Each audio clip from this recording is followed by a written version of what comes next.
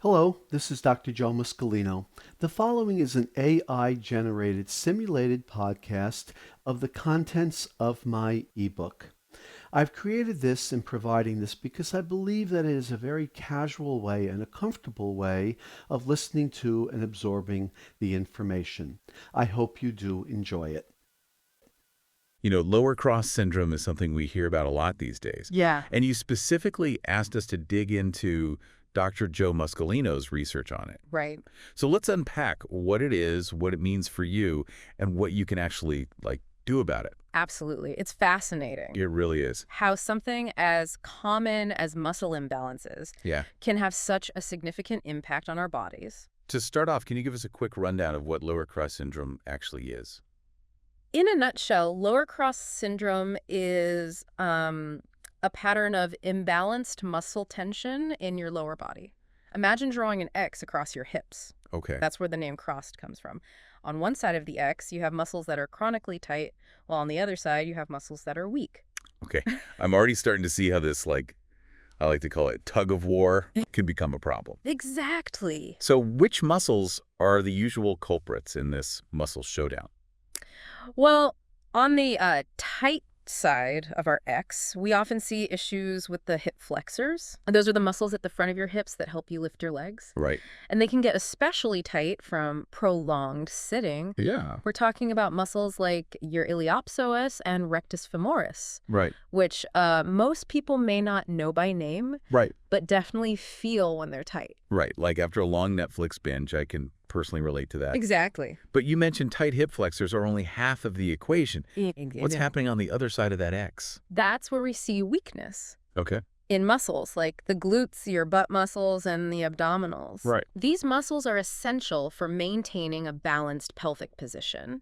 And when they're not firing on all cylinders, it can throw off your alignment and contribute to that anterior pelvic tilt Yes. Dr. Muscolino talks about. Anterior pelvic tilt that rings a bell is basically when your pelvis tips forward. Exactly. Okay. Imagine your pelvis like a bowl full of water, and anterior pelvic tilt is when that bowl tilts forward, spilling water out the front. Okay, that makes so much sense. And now I'm picturing my pelvis spilling metaphorical water all over the place. I'm guessing this is where things start to get problematic. So we've got this metaphorical bowl of water tipping forward. Right. What happens then? Wow. What are some of the consequences of this muscle imbalance beyond just, spilling imaginary water everywhere? Yeah, it's not just about aesthetics. Although a pronounced anterior pelvic tilt can definitely change your posture. Right. The real issue is how it affects your body's mechanics. Yeah. Think about it. Your pelvis is kind of like the foundation of your spine. Okay. When your foundation is off kilter, it stresses the entire structure. It's like building a house on uneven ground. Exactly. Eventually, you're going to see cracks in the walls. Exactly. And in this case, the cracks can manifest as lower back pain, Oh, yeah. hip pain, even knee pain. Those tight hip flexors we talked about can pull on your lower back, Right. while the weak glutes and abs aren't providing adequate support. Oof. Starting to feel a phantom pain in my lower back just thinking about it. I spend a lot of time sitting at a desk, which I'm guessing isn't helping matters. You're not alone. Yeah. Modern lifestyles, especially with so much sitting, Are a major contributor to lower cross syndrome. Yeah. When you're sitting for hours on end, Right. those hip flexors are constantly in a shortened position, almost like a rubber band that's been stretched out too long. Right. It loses its ability to spring back. So our bodies are adapting to our prolonged periods of sitting, Exactly. but not in a good way. It sounds like something as simple as standing up more often could make a difference. Absolutely. Even small changes can have a big impact over time. But back to the consequences. Remember those weak glutes? Yes. When they're not strong enough to do their job, other muscles have to compensate, often leading to overuse injuries. It's like asking your biceps to do the job of your quads. Exactly. They're just not designed for that kind of workload. And speaking of things not being designed for certain tasks, okay. Dr. Muscolino also points out the surprising role that high heels can play in this whole scenario. Really? High heels. I'm all ears. Think about how high heels change your posture. Right. They force your feet into a pointed position, which pushes your hips forward Right. and exaggerates the arch in your lower back. Oh, okay. Over time, this can exacerbate lower crossed syndrome Right. by further shortening the hip flexors and weakening the glutes. Wow, I never would have guessed that high heels could be a contributing factor. I guess it makes sense. It's all connected. But let's move on to the signs and symptoms. How can our listener tell if their body might be trying to tell them something? What should they be looking out for?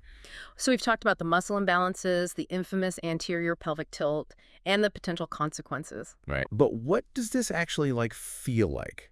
What are some signs that someone might have lower cross syndrome? Well, as you can probably imagine, lower back pain is a very common complaint. Makes sense. Those tight hip flexors can really pull on your lower back, Yeah. creating a constant feeling of tension or soreness. Makes sense, yeah. Oh. I feel like my lower back is basically a permanent resident on the tightness train. Yeah. What else? Tight hamstrings are another red flag. Okay. They're often overworked Right. in an attempt to compensate for the weak glutes. Right? So you might feel tightness or even pain along the back of your thighs. Okay. Tight lower back, tight hamstrings. I'm starting to get a sense of the pattern here. Exactly. Is weakness ever a symptom? Absolutely. Okay. Remember, it's not just about tightness. It's an imbalance. Right. So alongside that tightness, you might notice weakness Okay. in your core or glutes. Right. For example, you might find it difficult to hold a plank for an extended period, Yes. or struggle to maintain good form during squats. Ah, the plank struggle is real. Yeah. I always thought it was just me, but now I'm wondering if my hip flexors have been, sabotaging my core workouts all along. It's definitely a possibility. Yeah. And this is where Dr. Muscolino's research gets really interesting, Okay. especially his emphasis on addressing both sides of the imbalance. It's not enough to just stretch the tight muscles. Okay. You also need to strengthen the weak ones. Okay, so let's get practical.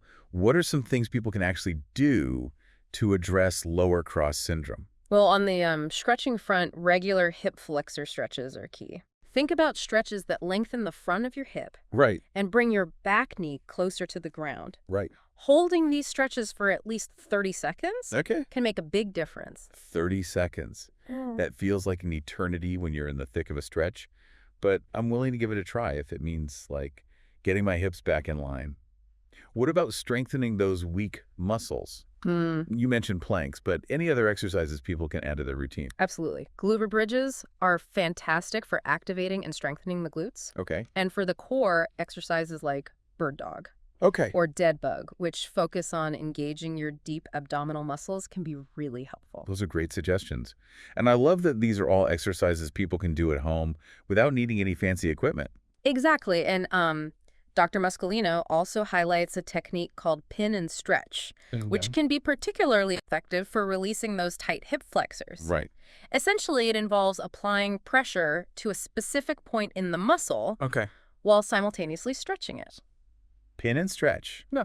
Okay, now I'm really intrigued. It sounds like something you'd see in a physical therapy session. It can be, but there are definitely variations you can try at home. Okay. The key is to find a qualified professional Right. who can guide you through it properly. That's great advice. So much of this comes down to listening to your body, seeking guidance when needed, and making those small, consistent efforts over time. I couldn't agree more. Right. Remember, knowledge is power. By understanding lower cross syndrome, you're empowered to make informed decisions about your health and well-being. I love that. You heard it here first, folks. Lower cross syndrome, it's a thing, but you don't have to let it win. We've given you the knowledge. Now it's your turn to take action. Big thanks to our expert for breaking it all down for us. We'll catch you in our next deep dive. This is Dr. Joe Muscolino again. You've just listened to the AI-generated simulated podcast of the contents located within the ebook. I hope you enjoyed listening to this podcast and you found it informational. Thank you.